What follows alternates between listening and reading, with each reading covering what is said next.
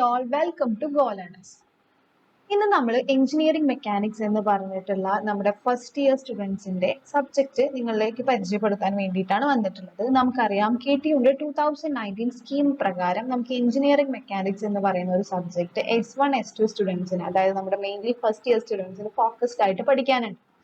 Okay, നമ്മൾ engineering mechanics എന്ന് പറയുന്ന സബ്ജക്റ്റിനെ കുറിച്ച് പറയുമ്പോൾ തന്നെ നമുക്കറിയാം നമുക്ക് 5 മൊഡ്യൂൾസ് വെച്ചിട്ടാണ് പഠിക്കാനുള്ളത്.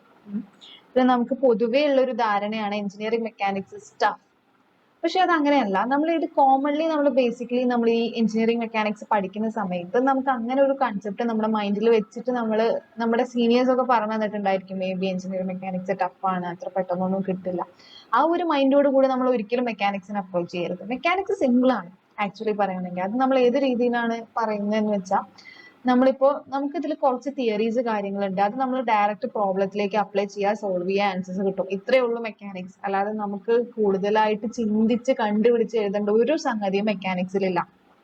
ഉള്ളിൽ നമ്മൾ പഠിച്ച കാര്യങ്ങൾ ഡയറക്റ്റ് അപ്ലൈ ചെയ്യുക എന്നുള്ള കാര്യം മാത്രമേ ഉള്ളൂ. അപ്പോൾ പഠിക്കുന്ന കാര്യങ്ങൾ നമ്മൾ തിയറി ആണെങ്കിൽ അത് പ്രോപ്പർ ആയിട്ട് ഡെഫിനറ്റ് ആയിട്ട് പഠിക്കുക. ഓരോ ചെറിയ ചെറിയ ഇക്വേഷൻസ് ഉള്ളൂ, നമുക്ക് ഓർത്ത് വെക്കാൻ കഴിയുന്ന കുഞ്ഞു കുഞ്ഞു ഇക്വേഷൻസ് പഠിച്ചാൽ തന്നെ നമുക്ക് ഓൾമോസ്റ്റ് നല്ല സ്കോർ വാങ്ങാനായിട്ട് പറ്റും.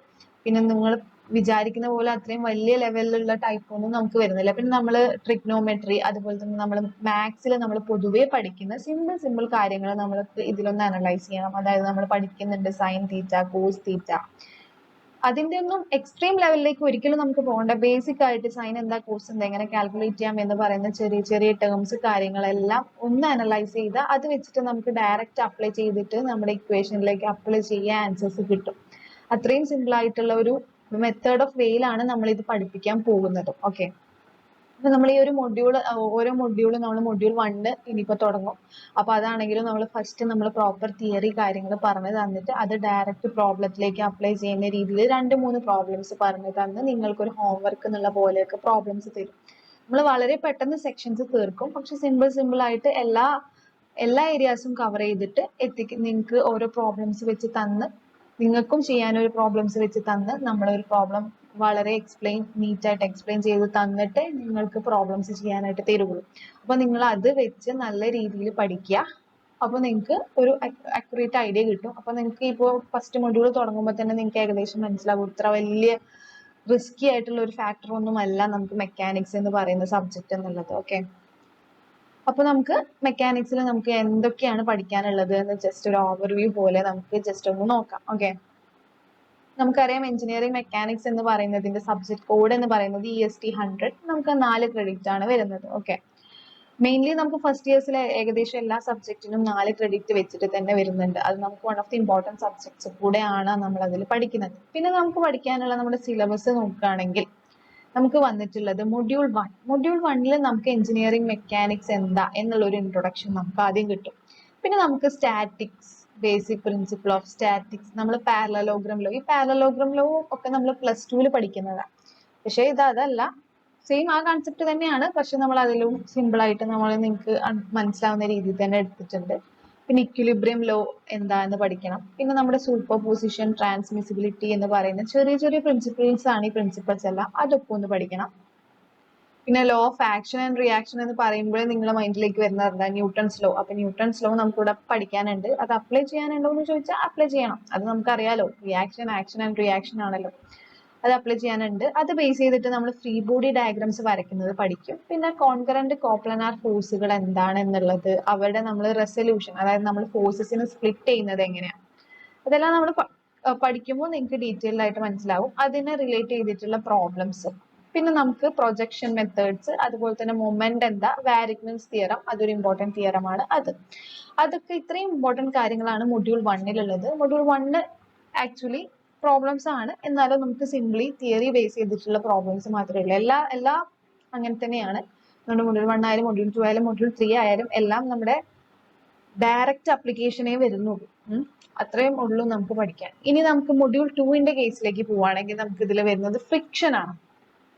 നമുക്കറിയാം ഫ്രിക്ഷൻ എന്താണെന്നുള്ളത്. അപ്പോൾ നമുക്ക് സ്ലൈഡിങ് ഫ്രിക്ഷൻ എന്ന് പറയുമ്പോൾ തന്നെ നമ്മുടെ മൈൻഡിലേക്ക് വരും സ്ലൈഡ് ചെയ്യുന്ന സമയത്ത് ഉണ്ടാകുന്ന ഫ്രിക്ഷൻ, അത് എങ്ങനെയൊക്കെ അതിന്റെ ഫിഗർ നമ്മൾ എങ്ങനെയൊക്കെ വരച്ച് ഒരു ഫിഗറിനെ അനലൈസ് ചെയ്ത് നമ്മൾ ആൻസേഴ്സിലേക്ക് എത്തും എന്നുള്ള ഒരു കൺസെപ്റ്റ് ഒക്കെ നമുക്ക് ഈ മൊഡ്യൂൾ 2 വരുന്നുണ്ട്. പിന്നെ അനാലിസിസ് ഓഫ് സിംഗിൾ ബോഡീസ്, ഓരോ സിംഗിൾ ബോഡീസിന്റെ analysis, wedges, ladder analysis of connected bodies. അതിൽ നമ്മൾ ബോഡീസ് കണക്ട് ചെയ്യുമല്ലോ, രണ്ട് ഒബ്ജക്ട്സ് തമ്മിലുള്ളതൊക്കെ കണക്ട് ചെയ്തിട്ട് നമ്മൾ അതെങ്ങനെ അനലൈസ് ചെയ്യും, അവിടുത്തെ ഫ്രിക്ഷൻ എങ്ങനെ കണ്ടുപിടിക്കും, അങ്ങനത്തെ ടൈപ്പ് ഒക്കെയാണ് പ്രോബ്ലംസ് ആണ്.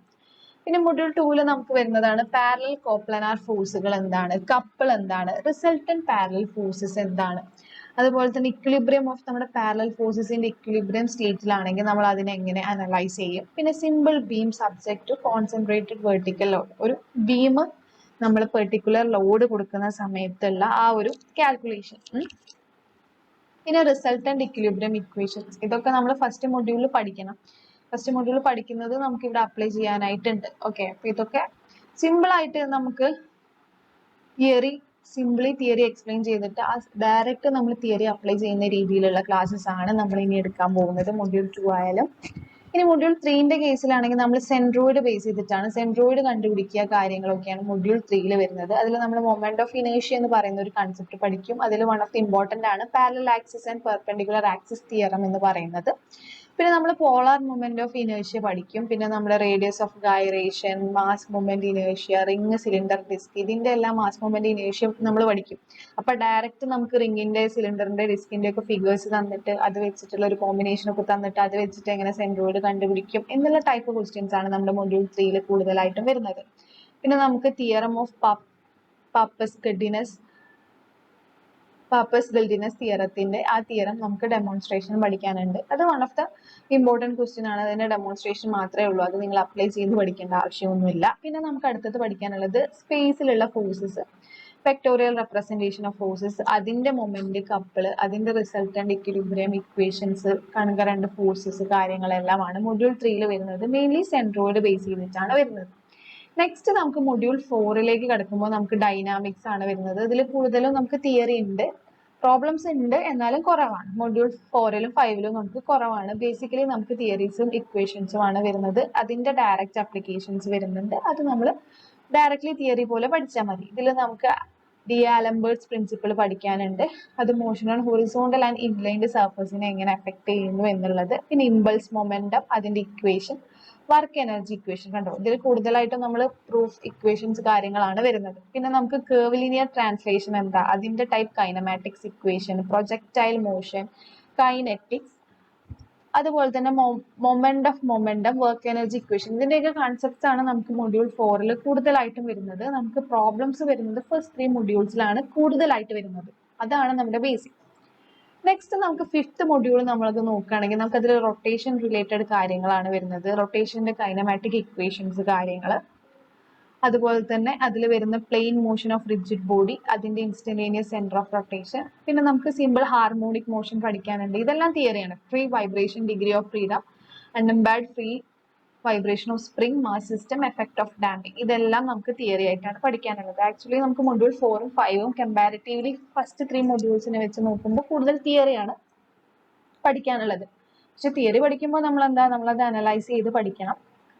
നമ്മള് പ്രോബ്ലംസ് ആണെങ്കിൽ നമുക്ക് ഡയറക്റ്റ് അത് അപ്ലൈ ചെയ്ത് നമുക്ക് ആൻസേഴ്സ് കിട്ടും. അപ്പൊ നിങ്ങൾ ഒന്നുകൊണ്ടും പേടിക്കേണ്ട ആവശ്യമില്ല. നമ്മൾ മെക്കാനിക്സ് എന്ന് പറയുന്ന സബ്ജക്റ്റിന് ഒരിക്കലും നമ്മൾ പേടിയോടുകൂടി അപ്രോച്ച് ചെയ്യേണ്ട ആവശ്യമില്ല. നമ്മൾ തിയറി പഠിക്കുന്നു, അത് ഡയറക്റ്റ് അപ്ലൈ ചെയ്യുന്നു, നമ്മൾ ഡയഗ്രാംസ് വരയ്ക്കുന്നു, അനലൈസ് ചെയ്യുന്നു. ഇത് സിമ്പിൾ ആണ്. നമ്മൾ അത്രയും കാര്യങ്ങൾ, ചെറിയ ചെറിയ കാര്യങ്ങൾ ഓർത്തിരുന്നാൽ തന്നെ നമുക്ക് ഇതിൽ എല്ലാ പ്രോബ്ലംസും സോൾവ് ചെയ്യാനായിട്ട് പറ്റും. ഇപ്പൊ നമ്മൾ ഈ ഗോ ലേണേഴ്സിന്റെ സെക്ഷൻസ് നമ്മൾ എടുക്കുന്നത് അങ്ങനെയാണ്.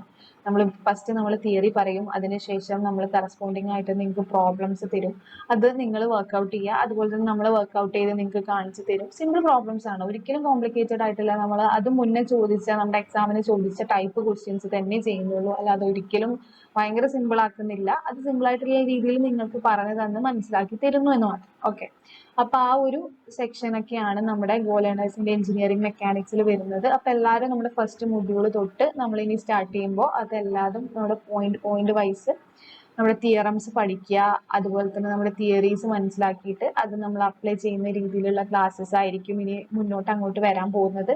അപ്പോൾ അത് നല്ല രീതിയിൽ എഫക്റ്റീവായിട്ട് യൂസ് ചെയ്തിട്ട് എഞ്ചിനീയറിംഗ് മെക്കാനിക്സ് എല്ലാവരും നല്ല രീതിയിൽ മാർക്ക് സ്കോർ ചെയ്ത് പാസ്സാവുക. All the best. സോ നമുക്കിപ്പോൾ ഈ എഞ്ചിനീയറിംഗ് മെക്കാനിക്സിനെ കുറിച്ച് നിങ്ങൾക്ക് ഒരു ഐഡിയ കിട്ടിയില്ല. ഒരിക്കലും ഇത് ടഫായിട്ടുള്ള ഒരു സബ്ജക്റ്റ് അല്ല. ഈ സിലബസ് കാണുമ്പോൾ തന്നെ നിങ്ങൾക്ക് മനസ്സിലാവും ചെറിയ ചെറിയ സിമ്പിൾ കാര്യങ്ങളേ ഉള്ളൂ, അത് ഡയറക്റ്റ് അപ്ലിക്കേഷൻ കാര്യങ്ങളെ ഇതിൽ പറയുന്നുള്ളൂ. ഓക്കെ, അപ്പോൾ അത് പഠിക്കുക. എന്തായാലും നമുക്ക് 4th 5th മൊഡ്യൂൾ തിയറിയാണ്, അത് ഓൾമോസ്റ്റ് നന്നായിട്ട് പഠിക്കുക. ഇപ്പോൾ തിയറി പഠിക്കാൻ ഇഷ്ടമുള്ള കുട്ടികളാണെങ്കിൽ തിയറി വെച്ചിട്ട് അവർക്ക് സ്കോർ ചെയ്യാം. പ്രോബ്ലംസ് ആണെങ്കിലും ശരിക്കും പറഞ്ഞ പ്രോബ്ലംസ് ആണ് ഇറ്റ് ഇസ് മോസ്റ്റ് ഈസി എന്ന് പറയാനാണെങ്കിൽ നമുക്കുള്ളത്. പ്രോബ്ലംസ് ആണെങ്കിലും തിയറി ആണെങ്കിലും രണ്ടും കൂടെ നല്ല രീതിയിൽ എഫക്റ്റീവായിട്ട് പഠിച്ചിട്ട് നമ്മുടെ ഗോൾ ലേണേഴ്സിന്റെ ക്ലാസ്സസ് എല്ലാം അങ്ങനെയാണ് വരുന്നത്. അപ്പോൾ ആ ഒരു രീതിയിൽ എല്ലാവർക്കും ഹെൽപ്ഫുൾ ആവുമെന്ന് വിചാരിക്കുന്നു. അപ്പോൾ എഞ്ചിനീയറിംഗ് മെക്കാനിക്സിന് എല്ലാവരും നല്ല മാർക്ക് വാങ്ങുക, സ്കോർ ചെയ്യുക. So thank you. അപ്പോൾ നമുക്ക് മൊഡ്യൂൾ 1 നെക്സ്റ്റ് സെക്ഷനിൽ കാണാം. Thank you.